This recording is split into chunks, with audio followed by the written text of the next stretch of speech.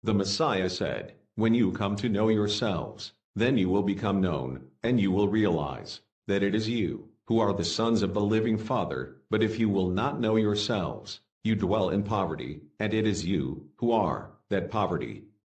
Magandang gabi mga kapatid.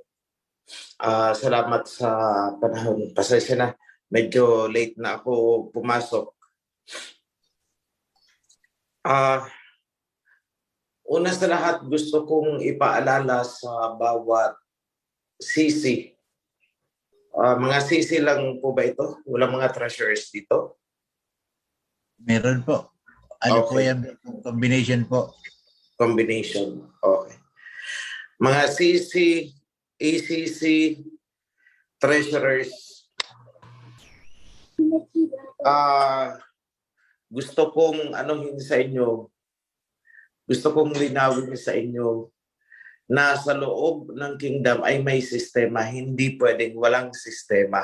Hindi talaga pwede na walang sistema. Kaya ang inuna kong inilagay noon is Joshua. Maraming pumalag. Maraming nagalit. Maraming lumayas. Dahil sa Joshua.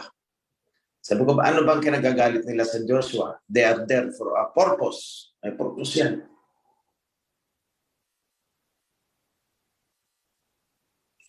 Kaya minabuti ko na hindi mo nabuksan yung isa pang bubuksan ko.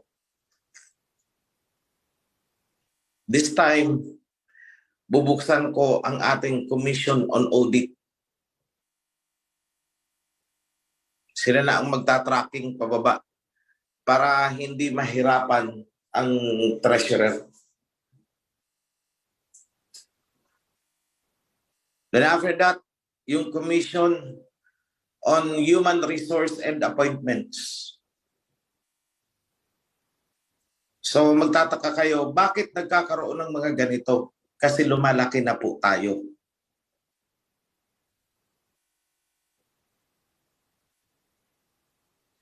We are now a miniature government.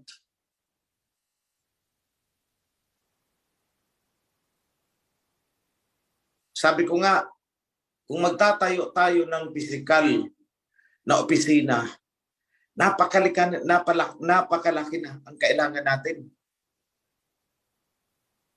Can you imagine kung ilang officers na meron?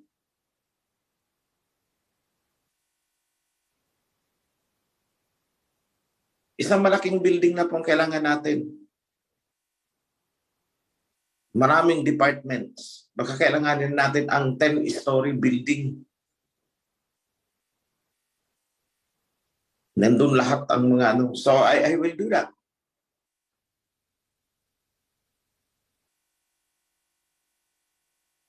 Hindi po ito basta-basta asosasyon lang na ini-imagine niyo, no?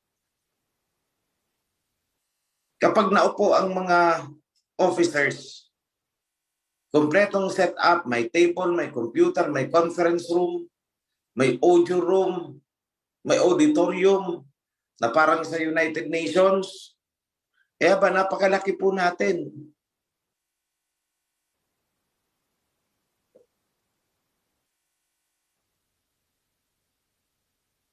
May mga hinihintay lang ako mga bagay-bagay na kailangang maihugpong na sa foundation. And the foundation is just a temporary thing.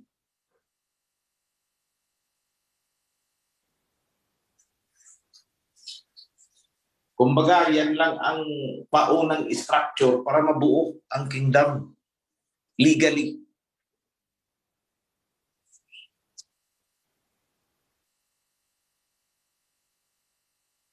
So, gusto kong balikan ninyo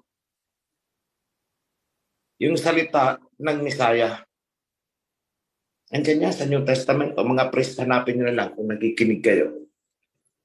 Ang mapagkakatiwalaan sa maliit ay mapapagkatiwalaan sa malaki.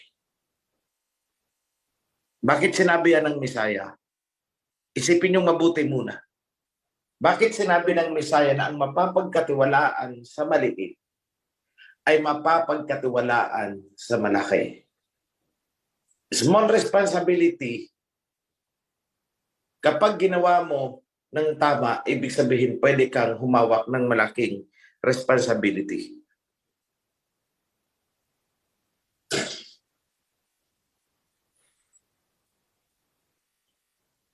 Kung pwede ko lang sana sabihin ang mga nakaabang para sa ating lahat, sasabihin ko na. Pero hindi pa pwede eh.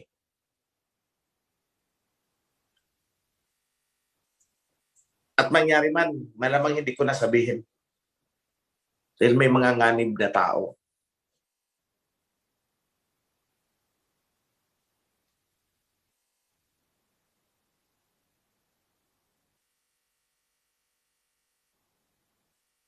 On the level sa inyong local government, you are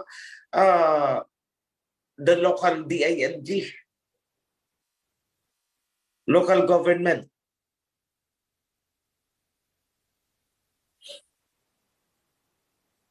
May national government. Huwag niyong i-defy ang national government. Dahil yan ang nagdadala ng lahat-lahat. Yan ang may oversight eh. Yan ang tumitingin na lahat ng departamento ay gumagana, gumagalaw, nagpa-function.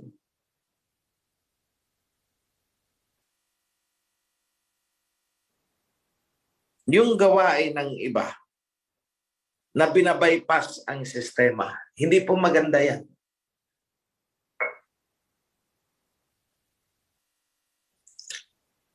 Yan po ay nagbibigay ng pagkakataon. It gives a window to corruption. Why? Binabypass kasi ang sistema. Lalo na sa pananalapi. Never do it. Dahil ang master control kung paano ang flow ng pananalapi ng isang organisasyon ay nanggagaling sa taas. Isa lang po ang entrance point. Isa lang. Then it flows down kung saan siya dapat pumunta. Sundin po natin ang sistema.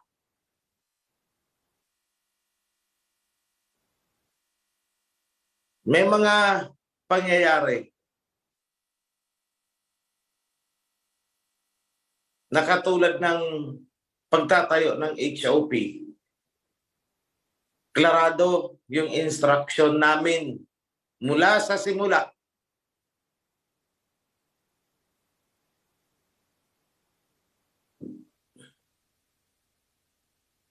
Klarado mula sa simula. Walang tatayo na HOP na hindi alam ng national.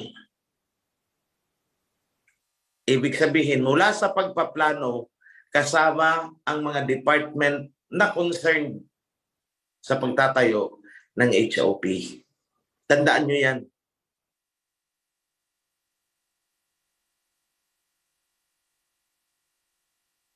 Yan ang isang bagay na binaypass ni Rowie sa Cebu. Ano nangyari ngayon? Di ba't nawala? Napunta sa kamay ng mga magnanakaw?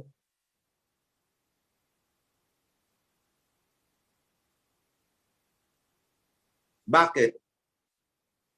Binaypass kasi ng ilang mga sutil natin na kapatid sa Australia, yung protocol.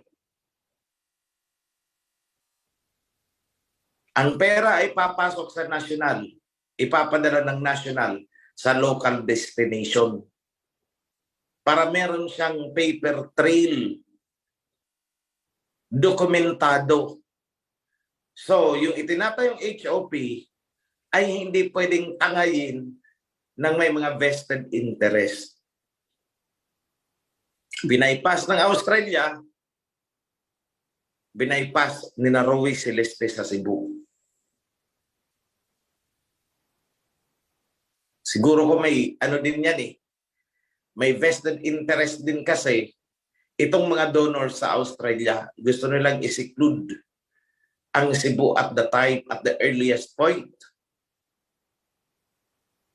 Kaso pagdating ng panahon, sila-sila nagpukpukan. And the winner is siyempre kung saan nakatayo ang HOP. Siya ang panalo.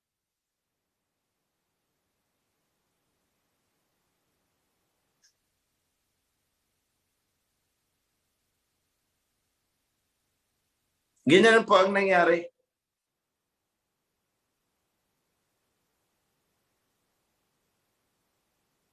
Kaya hindi ko nahahayaan na mangyari pa ulit yan.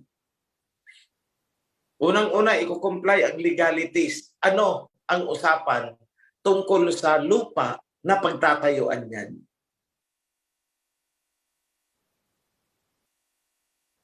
Kailangan may mga documentation yan.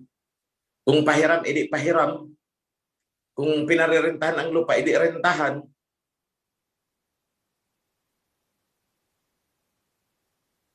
There must be a document. There must be a contract. And that applies to all. No exemption po yan. Huwag niyong sabihin sa amin na kasi ganito ang purposana namin, ganito, ganito. No, no. Kasi involved ang pera, ilagay natin sa tama. Kung hindi ilalagay sa tama at magsasarili kayo at magkakanya-kanya, para ano pa na nag-organize tayo bilang isang katawan, one body. Kung may sariling kumpas pala ang iba. Huwag niyong gagawin na makikipag-coordinate kayo sa nasyonal kung kailangan ang budget. Pag hindi nyo kailangan ang budget kasi nag-solicit na pala kayo kung saan-saan, hindi nyo i-involve ang nasyonal. Para kayong nagmamalaki niyan. Sasabi nyo sa amin, hindi naman kasi kami hingi sa nasyonal eh. May sarili kaming budget.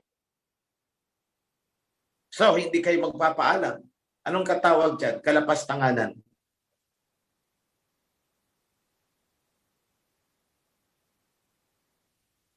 You cannot pirate. You cannot pirate the teachings to put up your own HOP and your own sekta. Sekta ang kalalabasan nyo kasi. Alam ko na yan eh. Pag meron may ambition dyan, sige, dikit muna tayo sa OHC. Maraming magdodonate sa atin doon. Pag nakapag-donate na tayo ng sekta. Magsarili na tayo. May HOP na tayo eh. Hindi po pwede. Kasuhan ko talaga kayo. I mean it.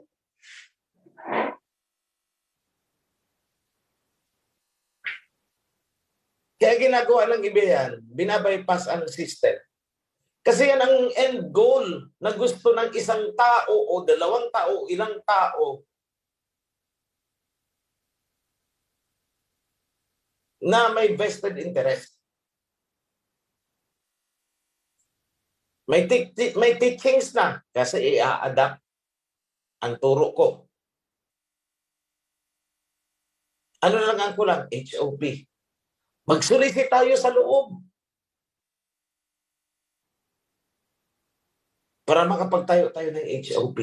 Pag may HOP na, magmamalaki na. Bakit? Humingi ba kami sa inyo? Sarili namin pera ito Style nyo. Paunang hakbang nyo palang nakikita ko na agad ang direksyon.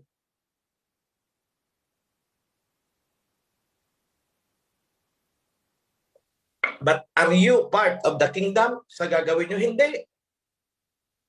Laglag kayo. Because what you are doing is not the system na itinayo ng kingdom. So hindi kayo part. Hindi ko kayo acknowledge.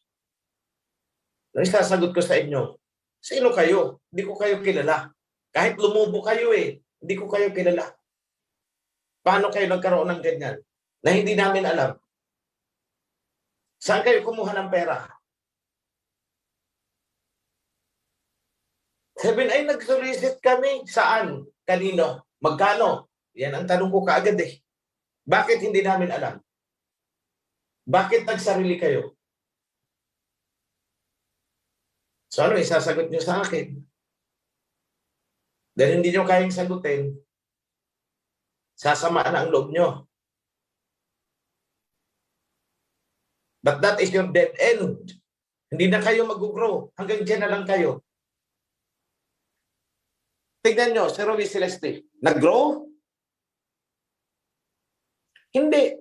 Hanggang ngayon, ganun pa rin sila. Hindi na sila lumaki.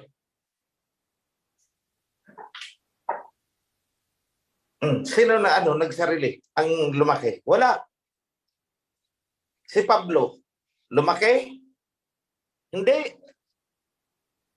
Kaya anong ginagawa? Mamirata ng member. Kung sinong naandito, yun ang pilit sinusungkit. O ano pala sila? Mga magnanakaw. Nagnakaw ng katuruan. Nagnakaw ng sistema. Para itayo ang isang sekta. Anong spirit meron doon? Espiritu ng kademonyuhan. May priest na rin sila doon. Kung sinong tinanggal namin because of sexual immorality, priest doon. Oh my goodness. Tapos doon kayo magdo-donate yung ibang mga hangal. Kinalaban kami at doon nagdo-donate, doon nagbibigay. See? Ano pala? Ang inaanuhan nila, tinutulungan, ay yung gawain ng dyablo. Wasakin ang kawan. Don't be part of that. Wag na wag kayong gagawa ng anumang bagay na ikakawasak. More so, kapag apektado ang priest.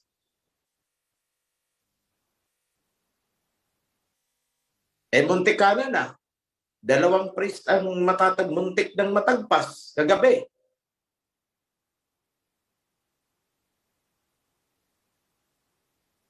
Dahil sa pag-bypass. Pangatlo sana, kanina, muntik na, isa pang priest.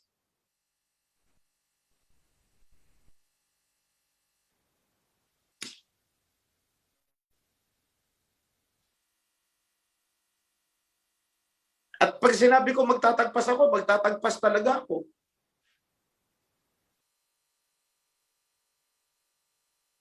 Kasi sa una, tingin nyo dyan, wala naman kaming ginagawang masama Kasi hindi nyo nakikita kung ano ang masama doon sa action na ginagawa ninyo. Basahin nyo ang buong Proverbs. Makikita nyo dyan ang importance ng pagsunod sa instruction, sa advice, sa counsel, sa orders.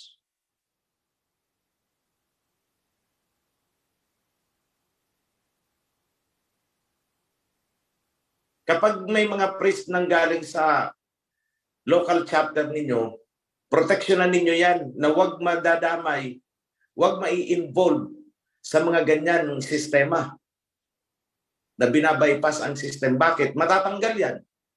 Matatagpas yan. Anong dahilan? Money issue.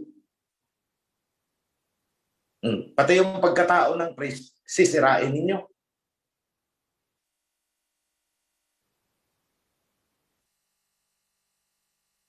Tandaan nyo ito.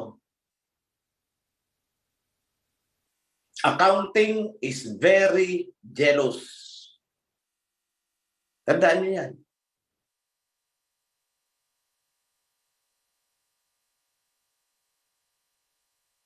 Dahil hindi natin dito papayagan ang wara-wara.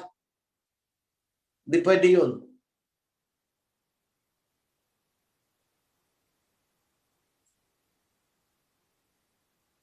The kingdom will be weakened. Hindi tayo babangon kung kanya-kanya tayo ng galaw. Imagine niyo ang isang grupo ng mga sundalo, batalyon, kung nagkakanya-kanya at hindi sumusunod sa komando ng chief commander, mananalo ba sila sa digmaan? Hindi. Then hindi synchronized, hindi focus ang kanilang effort. Nagkakanya-kanya eh. May kanya-kanyang prinsipyo eh.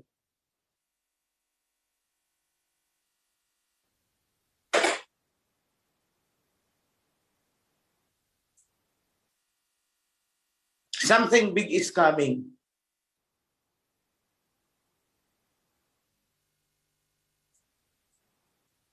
Lahat ng hindi susunod sa sistema, kumbaga ito'y practice pa lang itong ginagawa natin eh. Para pag dumating yung totoo na mas malaki, eh nakaplansya na tayo, nakaplastar na tayo. We are ready to handle. Yan ang purpose ng sistema. Tingnan niyo ang bangko. Pwede bang tumanggap ng pera yung janitor? Yung secretary doon? Di ba hindi? Sino ang allowed? Yung teller. Ikaw ang tatanggap ng pera. Exemption to the rule. Yung ibang may system ng bangko na the manager can accept. Pero makikita nyo, diretso ipinapasok sa system.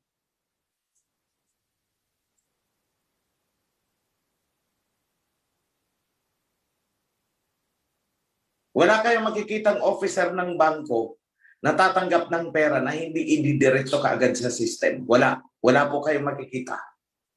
Subukan nyo.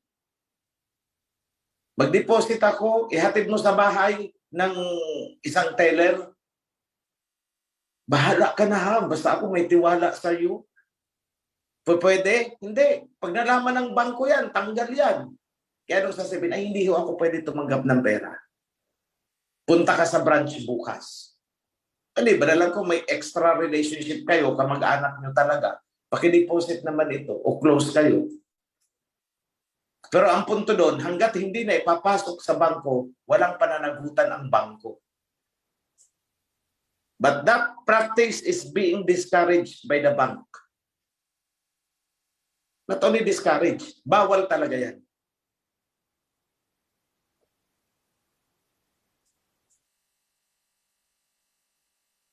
So tayo dito, nagsasanay na tayo ng sistema. Dahil ang heavenly kingdom ay may sistema na mas mataas ang standard kaysa sa mga worldly kingdoms na puno ng corruption. That's why lahat ng butas na pwedeng daanan ng corruption, hindi namin papayagan. There is only one entrance when it comes to financial flow, monetary flow. Only one entrance.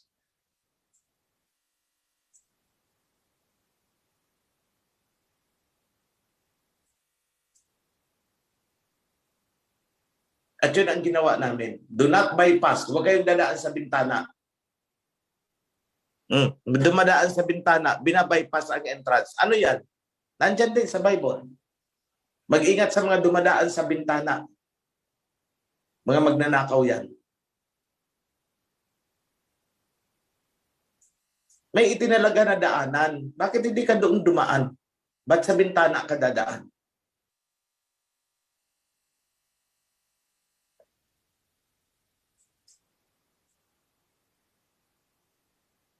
So wag kayong magugulat ha. Bubuksan ko ang Commission on Audit. Magkakaroon na tayo ng COA. Then hindi ko nakakayanin na ako pa. I will put an officer to do this COA pag-audit. I will give the full instruction. At hindi lang pera ang i-audit niyan, pati mga gamit, mga binili nating mga instruments. Kapag may mga distribution of goods na tayo, sila din ang mag-audit. Kasi bubuksan natin ang livelihood. Ay bukas na ang livelihood. Funding na lang ang hinihintay niyan. Kung may sasakyan tayo, sino ang gumagamit? Anong pinagagamitan? Anong odometer reading? Paano nagkaroon ng reading na ganito kalaki? Ng konsumo ng fuel na ganito kalaki? Saan nyo dinala? Saan nyo ginamit? May mission order ba? May travel order ba? So ganyan natin masasafeguard to make sure na ang mga vehicle natin ay hindi magagamit sa kung ano-anong purpose lang.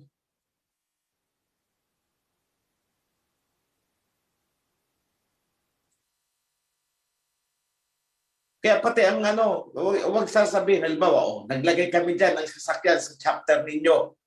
O kayo na ang bahala dyan ha. Mag-o-audit pa rin ang foundation, ang COA. Hindi nyo pwedeng gamitin yan sa pamamasyal, nag-excursion. Tapos sasabihin nyo, hindi naman kami humingi ng gasolina ah. Ano ka? Computed ng COA kung ilang kilometers ang natakbo bago magpalit ng gulong, change oil, maintenance, etc., etc. Kaya hindi pwedeng laspagin ang sasakyan sa kung ano-anong lang, purpose. It has to be an official purpose. So hindi pwedeng gamitin ng family kung sino natin pinagkatiwalaan dyan na, ay gamitin muna natin, larga tayo sa ganun. Gasolinahan na lang natin, huwag na lang kayong maingay, hindi na dapat malaman ng ano. Nako, wag ninyong gagawin yan. Bakit? Babawiin namin ang sasakyan. I tell you, pag may nalaman kaming ganun.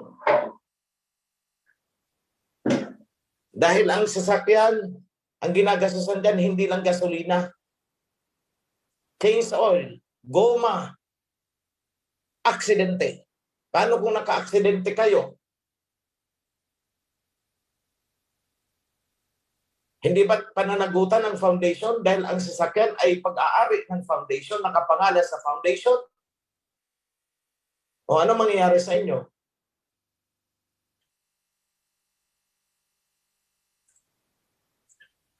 So kung hindi official travel na walang kinalaman sa purpose ng kingdom, hindi pwedeng gamitin ang sasakyan.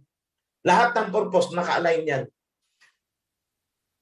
Hindi kami pwedeng rasonan na kami naman ang bumili ng gasolina eh. Oo, sige, bili ka ng gasolina, kunin namin na sasakyan o tingnan natin kung may mangyari sa gasolina mo.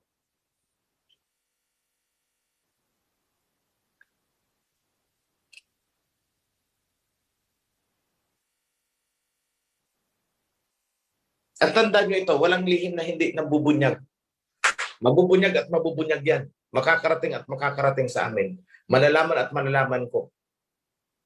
Diyan nagpapauna ako eh. Why? Nasa purchasing tayo ng mga equipment ngayon, ng mga vehicle. At lahat yan ay may purpose. Hindi para sa akin, kundi para sa kawan, kung saan kailangan.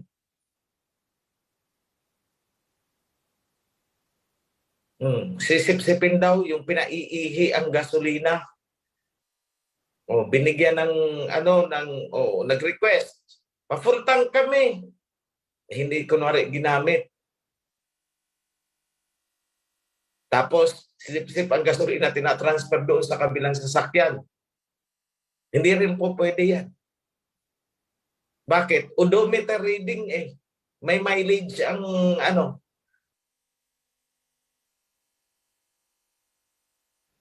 Diba? 1 liter, tatakbo yan ng 16 kilometers. Dapat mag-match yan sa odometer reading. Nagpakarga-karga dito, full tank. O expected yan, tatakbo yan ng ganito. Alam nyo ba na kahit yan si Bro John, inaanuhan ko yan ng mileage, ino-audit ko yan. Kaya na may logbook sa sasakyan. Anong reading ngayon? Sige, full tank mo.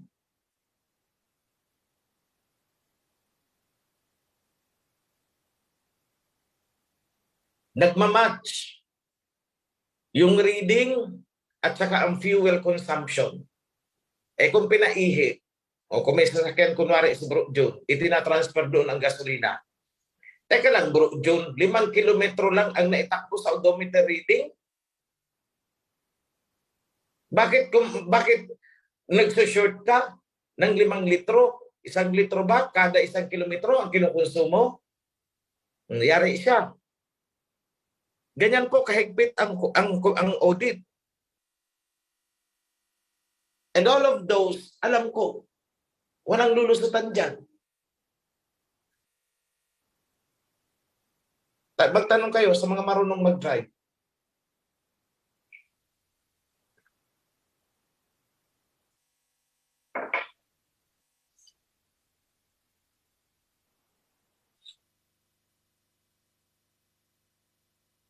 May repair sa makina, hindi pwedeng palitan ng pyesa na hindi namin alam sa taas, hindi alam ng property. Bakit? Lahat brand new yan. Binigay sa'yo. Magugulat kami, bakit ganito ang mga pyesa nito sa loob? Maraming napalitan. Yung pala, kinahoy na. Ay mayayari ka dyan. Sabihin, hindi, kasi nag-breakdown. Bakit hindi mo sa amin sinabi? Bago mo tinanggal. At ang tinanggal mo, ipapakita mo sa amin yan. You see? Kung anong parts ang pinalitan, ipapakita mo ang tinanggal to prove na talagang nasira. At ipapakita mo rin ang ipapalit mo. All of those are being audited. Hindi po pwede sa amin.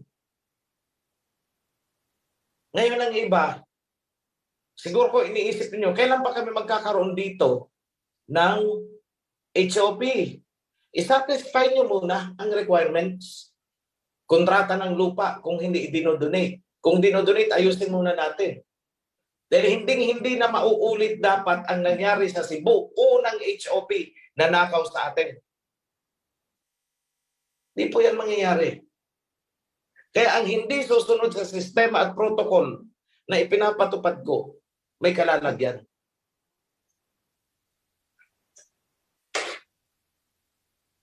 At wag na wag kayong tatanggap ng pera na donation ni ganito, donation ni gano na hindi namin alam. Kasi ang tanong ko sa inyo, magdodonate ba yan kung hindi dahil sa akin? Magdodonate ba sa inyo?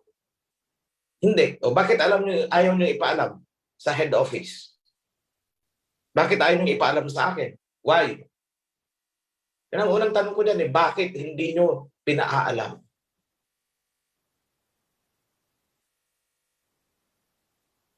May protocol naman tayo na kung talagang ang donor, ang intention niya is para sa isang chapter, sasabihin niya sa amin, may papadala kami sa head office para ito sa ganitong lugar. Makakarating po yan. Wala namang ibinubulsa ang head office kung talagang doon ang purpose. Pagpapasalamat pa nga namin. Pero hindi pwedeng tuloy-tuloy ang donation, lampas na pala sa budget, tanggap ng donation doon sa lugar na yun. Sana na napupunta. Samantalang ang iba, wala.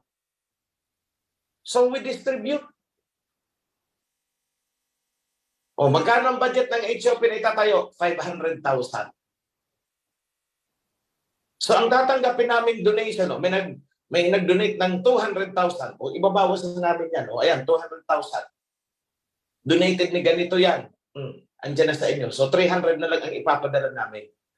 Kung hindi kayo nagsabi sa amin, anong mangyayari? Nagbigay na ang foundation ng 500,000 doon, may nag-donate pa ng 200,000. Tanong, saan mapupunta yung 200,000 na di-donate na hindi sa amin pinaalam? Sige nga, mag-isip kayo. Saan mapupunta? Hindi sa bulsa. Now, corruption has set in. Why? Binabypass kasi ang protocol. Binibigyan nyo ng pagkakataon si Satanas para magkasala kayo.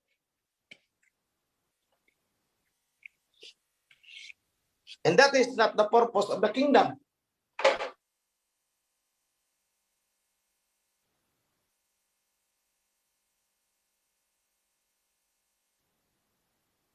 Kung titikisin ninyo ang national at dumating yung mga problema sa inyo, saan kayo hihingi ng tulong? Hindi ba sa national?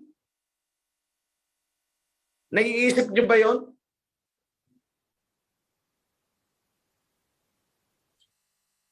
Wag naman yung pagpupunta kayo sa amin ay problema. Pag grasya, inililihim nyo sa amin at gusto nyo kayo kaagad ang masusunod. Hindi pwede yun. Don't do that.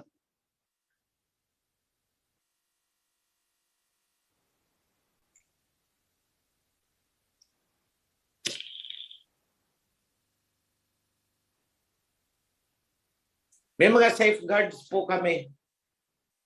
Mga protocol na naka-establish. Para matulungan kayo na hindi kayo magkasala. Because biblically, may pananagutan talaga kayo.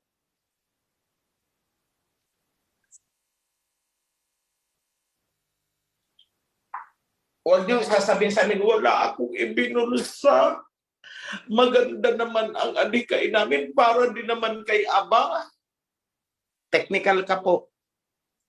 Anong sabi ng Aba? Anong nasusulat? Makinig at sumunod sa instruction. Ang hindi sumusunod sa instruction ay isang foolish na tao. Foolish, mangmang. May isa pang characterization dyan na mas masakit kaysa salitang foolish.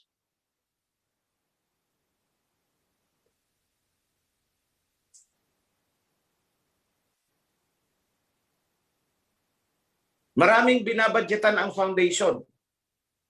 Maraming binabadgetan ang head office.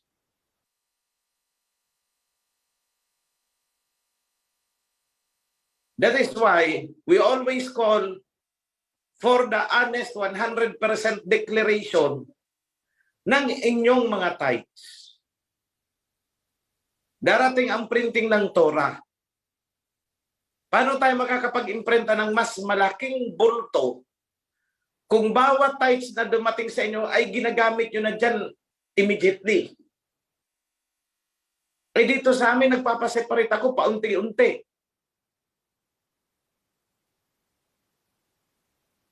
Hindi pwedeng lahat bagsak sa HOP. Hindi lang HOP ang kailangan natin.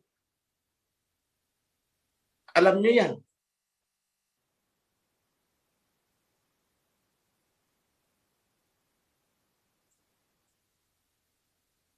Oo, lahat yan para kay Aba. Pero the question is, alin ang dapat unahin? Yun ang hindi nyo alam.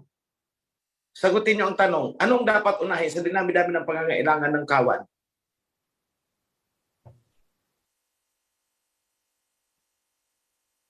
The printing of the Torah, dapat unahin yan.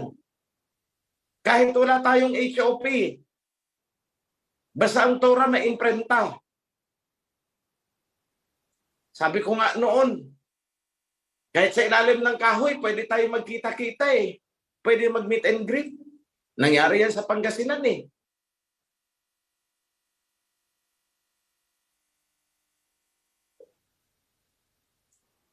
Nag-meet and greet sila sa ilalim ng mangga.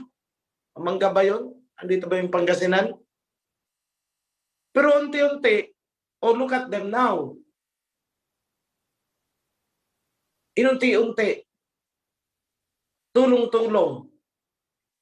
But ang point doon is cooperation.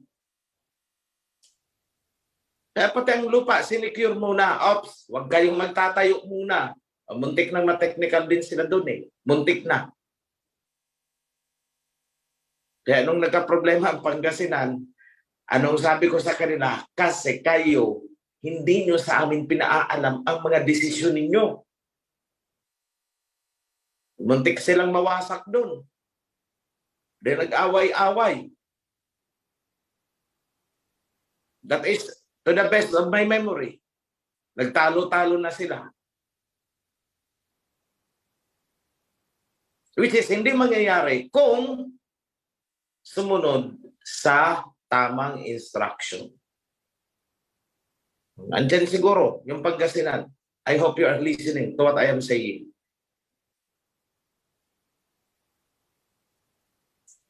Ngayon, very peaceful sila. Masaya ang kawan. Walang bit-bitin. Walang binibit-bit sa dibdib. Bakit? Kasi naka-align na sila sa instruction. Pinuntahan na sila ni Priest Senin doon. At saka ni Bro June. O, hindi maganda.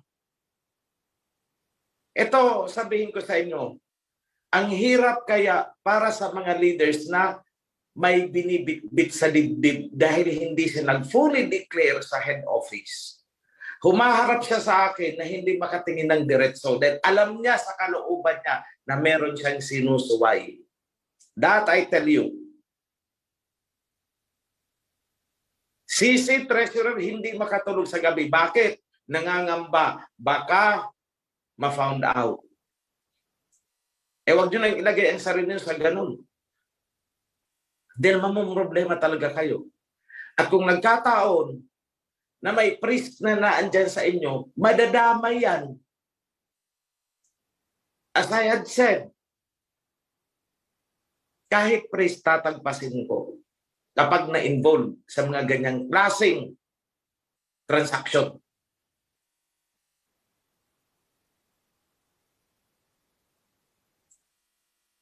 May ibinulusa o walang ibinulusa ang priest, nakinabang o hindi. Basta may kinalaman siya sa pagkakalabag ng instruction, mga nganib yan.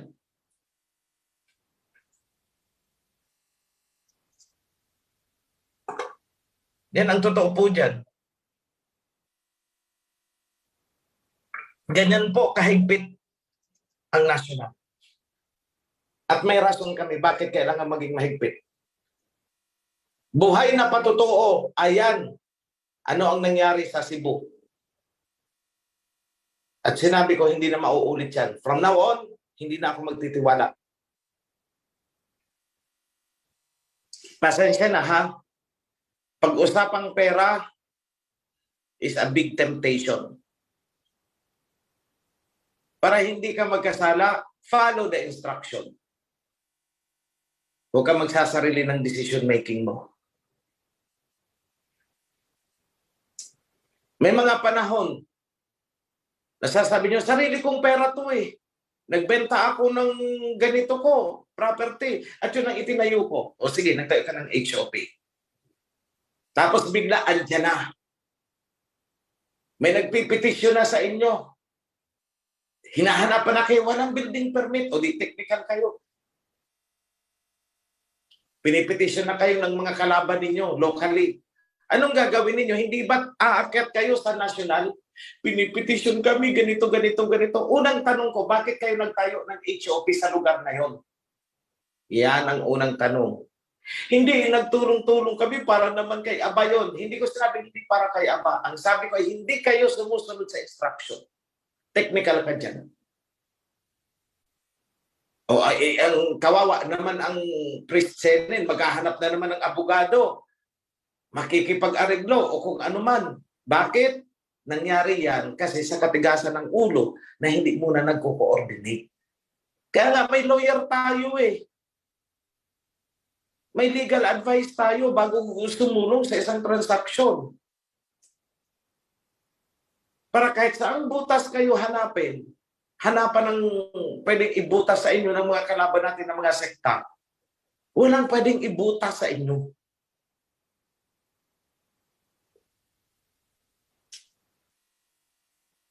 Yan po, mga kapatid.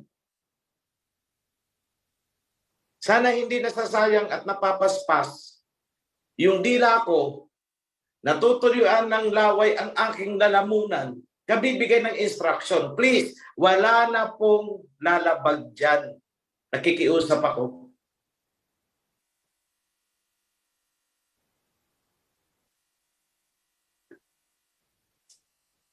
Full disclosure ang hinihingi namin. Full disclosure. Kung malinis ang intensyon, bakit hindi sumunod sa full disclosure?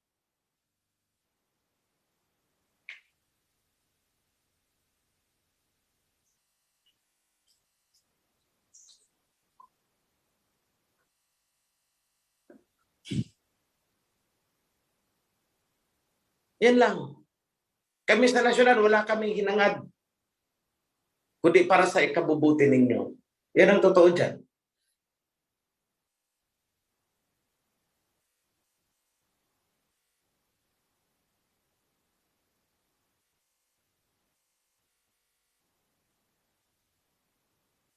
Now, I'd like to give you one verse. Pero gusto ko kayo na ang magbasa. Senen, I'll turn over the floor to you. Pakibigay sa kanya yung sa Ecclesiastes. Don't be in a hurry to leave the presence of the king para ma-appreciate nila kung ano ba talaga.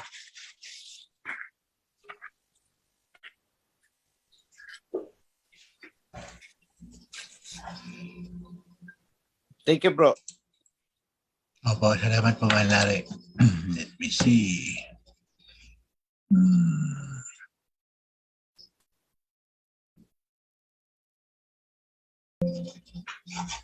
Opo. Ecclesiastes chapter 8 verse 2, obey the king. Obey the king's command, I say, because you took an oath before Alahayam. Verse 3, do not be in a hurry to leave the king's presence. Do not stand up for a bad cause, for he will do whatever he pleases.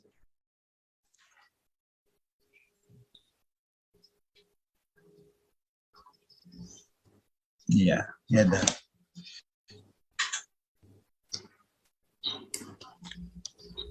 Bro, dato hanggang verse 4 po. Pakibasa daw po. Sige, basahin ko po ulit. Obey the king's command, I say, because you took an oath before Alahayam. Do not be in a hurry to leave the king's presence. Do not stand up for a bad cause, for he will do whatever he pleases. Since a king's word is supreme, who can say to him, what are you doing? Verse 5. Tuloy ko na, bro, John, verse 5. Whoever obeys his command will come to no harm, and the wise heart will know the proper time and procedure. Yan na. 6. Tuloy mo, bro. 6. Verse 6. For there is a proper time and procedure for every matter, though a person may be weighed down by misery. Okay. Okay, opo. Hindi ko makuha eh.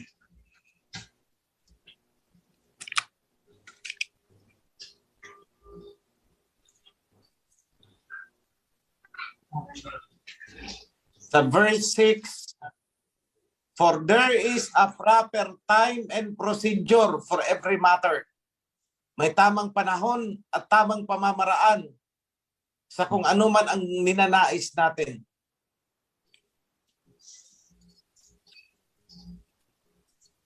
Though a person may be weighed down by kagipitan. Yan po.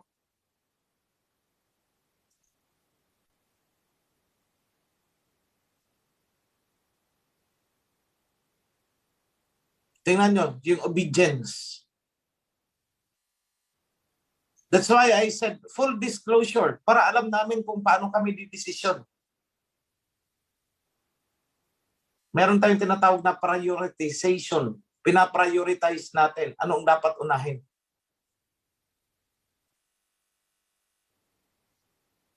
So back to you, bro, Senen.